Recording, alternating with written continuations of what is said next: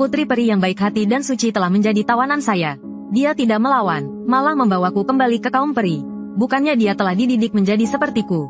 Tetapi kaum peri tidak memiliki peri laki-laki selama ribuan tahun. Jadi, sang ratu menyuruh adik perempuannya untuk mencari pria dari ras lain yang berenergi kuat. Awalnya, targetnya adalah goblin yang terkenal di seluruh benua. Namun, goblin telah dimusnahkan olehku. Ternyata aku telah tertidur selama 5.000 tahun. Era kultivator telah berakhir, digantikan oleh dunia sihir dan ras-ras fantasi. Setelah bangun, aku selalu berkelana sendirian. Setiap hari memburu goblin, hingga aku bertemu tim Catherine di hutan. Mereka terkejut melihatku sendirian, di tempat yang penuh monster ini. Pakaian orang ini aneh, dan dia tidak membawa perlengkapan untuk melawan monster. Lalu mereka mengarahkan detektor kekuatan batin ke arahku. Hasilnya, kekuatan batinku 0. Bahkan lebih lemah dari orang biasa. Catherine memberitahuku bahwa kekuatan batin adalah kemampuan khusus untuk melawan monster. Dibagi menjadi beberapa tingkat dari S hingga E. Aku tidak peduli sama sekali. Catherine, meski masih muda, sudah menjadi penyihir tingkat D. Dia dengan cepat menggunakan sihir untuk memusnahkan goblin di sekitarnya. Tiba-tiba, pupil mata Catherine membesar. Dia melihat seekor goblin raksasa. Namun, mereka kemudian menyadari bahwa goblin itu tidak bergerak. Zhang San yang berani berjalan ke depan dan menusuk lutut goblin raksasa itu. Lalu dengan percaya diri, dia mengatakan bahwa itu hanya mayat. Namun, sedetik kemudian, tangan kanannya terpotong. Kepala suku goblin raksasa itu telah bangun. Li Si langsung pingsan ketakutan. Catherine memintaku untuk tidak gegabah. Lalu dia menghampiri kepala suku goblin dan menggunakan sihir terkuatnya. Namun, kepala suku goblin hanya menepisnya dengan mudah. Makhluk ini setidaknya sekuat monster tingkat 3. Dibutuhkan pengguna kekuatan batin tingkat C untuk menghadapinya. Kepala suku goblin meninju, dan Catherine terjatuh. Saat dia hampir putus asa, dia melihatku hanya menggunakan 2 jari untuk menghentikan pedang raksasa kepala suku goblin. Sebesar apapun tenaganya, pedang itu tak bergerak sedikit pun. Catherine terpana. Aku dengan tenang menyuruhnya mundur. Jangan sampai terkena seranganku, raksasa. Pernahkah kau merasakan kekuatan petir? Kepala suku goblin tampak panik. Segera, kilatan petir muncul di awan. Saat listrik muncul di ujung jariku, sebolt petir menyambar. Melihat sihir petir yang dahsyat ini, Catherine tidak percaya apa yang dilihatnya. Mungkinkah dia penyihir jenius yang menyembunyikan kekuatannya? Fajar menyingsing. Zhang San dan Li Si terbangun dan mengetahui dari Catherine bahwa akulah yang menyelamatkan mereka. Mereka segera meminta maaf padaku dan bertanya apa rencanaku untuk membagi material dari monster itu. Aku langsung mengatakan bahwa aku menginginkan semuanya.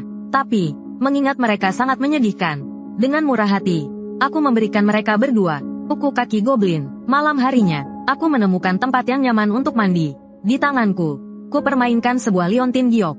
Benda ini sama sekali tidak rusak meskipun tersambar petir, dan ada sedikit energi spiritual di dalamnya. Pasti ini barang berharga. Lalu aku pun tertidur dengan tenang. Saat itu, seekor rubah berekor 9 keluar dari liontin. 5.000 tahun, akhirnya aku bisa melihat dunia lagi. Apakah kau yang membangunkanku? Ternyata ada rubah berekor 9 di tubuhku. Dia mencoba menyerap energi spiritualku saat aku tidur, dan bisa membantuku mencari artefak kuno. Dia mencoba menyerap energi spiritualku saat aku tidur. Saat dia asyik menyerap energi spiritual, dan bisa membantuku mencari artefak kuno. Saat dia asyik menyerap energi spiritual, dia terkejut menyadari aku sudah bangun. Dia langsung melompat dan wajahnya memerah. Tapi dia segera tenang. Dia menghembuskan kabut merah muda, dan menggunakan sihir penggoda padaku. Aku melihat 2 sosok wanita cantik dan mempesona. Tapi kemudian dia terlihat khawatir. Jika orang ini tahan terhadap sihir penggodaku, ku mungkin harus terus tidur. Saat itu, dia terkejut melihat aku sepertinya tidak terpengaruh sihirnya. Sebaliknya, dia tidak bisa menahan godaku, dan tertidur. Melihat aku lulus ujian, dia tidak lagi menyembunyikan identitasnya. Ternyata dia adalah roh dari harta karun kuno, liontin rubah langit misterius. Setelah berlatih selama ribuan tahun, akhirnya dia mencapai wujud manusia. Tetapi dia terpengaruh oleh energi iblis dan jatuh ke dalam tidur panjang. Energi spiritualku yang besar telah membangunkannya. Dengan malu-malu, dia bertanya apakah aku seorang kultivator. Aku menjawab iya. Dia bingung mengapa masih ada kultivator di dunia ini. Ternyata 5.000 tahun yang lalu, terjadi perang besar antara dewa dan iblis. Era kultivator pun berakhir. Lalu karena pengaruh energi iblis, berbagai ras lain lahir. Mereka tidak lagi berlatih energi spiritual, tetapi menggunakan sihir. Jadi tidak ada yang bisa membangunkannya dengan energi spiritual. Aku tidak ingat perang antara dewa dan iblis yang dia ceritakan. Ternyata aku tidak ingat masa laluku. Aku sudah tidak ingat masa laluku. Lalu dia memohon agar aku menjadi tuannya. Dia memiliki kemampuan indera yang kuat. Kesempatan bagus. Aku langsung setuju. Melihatku begitu mudah setuju, dia agak terkejut. Dia pikir aku akan mengajukan beberapa permintaan sebagai imbalan.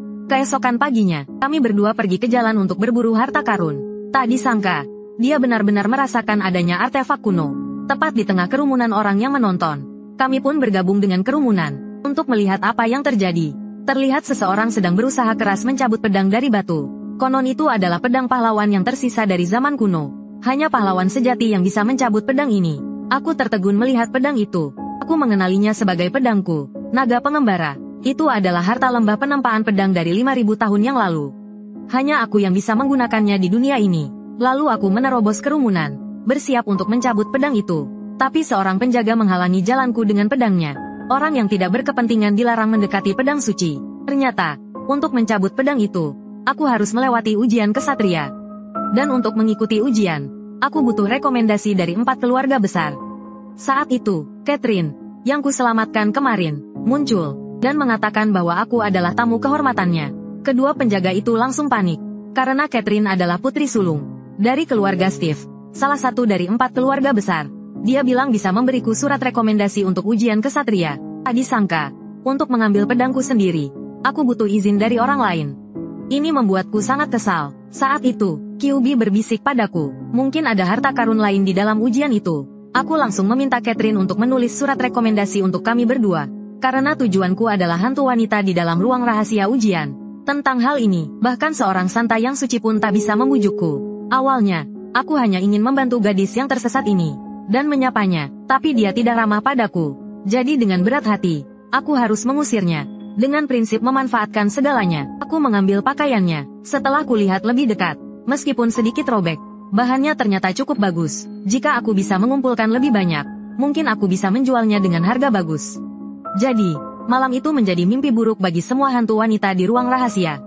Aku merampas semua pakaian mereka dan membawanya pergi, membuat para hantu wanita itu malu untuk keluar. Penantang berikutnya hanya bisa bertarung dengan hantu pria. Lalu kami melanjutkan perjalanan ke ruang rahasia ujian. Kami bertemu dengan gadis zombie berpakaian pelayan, yang meminta makanan. Kalian berdua terlihat sangat kurus. Mungkin tidak cukup untuk mengisi perutku. Aku tidak tahu apakah perutmu bisa terisi. Tapi pakaianmu pasti akan kuambil. Gadis zombie itu langsung bingung. Apa maksudmu pakaianku akan kau ambil? Ya, seperti apa yang ku dengar. Kau sepertinya tidak terlalu pintar. Gadis zombie itu marah dan langsung menyerang.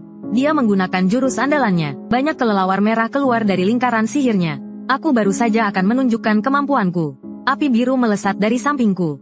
Seketika, kelelawar merah itu terbakar habis. Tak disangka setelah tidur sekian lama, kemampuanku mengendalikan api rubah masih handal.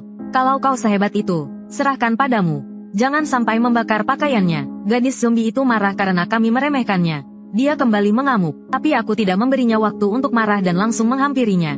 Mencoba meraih pakaiannya. Melihat caraku, wajahnya langsung memerah. Lalu dia berteriak, apa yang kau lakukan? Bahkan hantu pun kau incar? Aku tidak mengincarmu, hanya saja pakaianmu terlihat bagus. Lebih baik aku membantumu melepaskannya sebelum kita bertarung. Akhirnya, dengan kemampuanku yang luar biasa, dia tidak bisa melawan dan menyerah. Aku berhasil mendapatkan seragam pelayan yang indah ini. Dan aku mendapatkan inti iblis yang bisa melewati ujian. Tapi aku tidak berencana untuk meninggalkan dunia rahasia ini begitu saja. Lagi pula, masih banyak monster iblis yang menungguku. Saat itu juga, para biarawati di luar dunia rahasia merasakan aura yang kuat. Ini adalah aura monster iblis tingkat 4. Setidaknya, ujian harus diakhiri lebih awal. Catherine di sampingku menjadi khawatir denganku.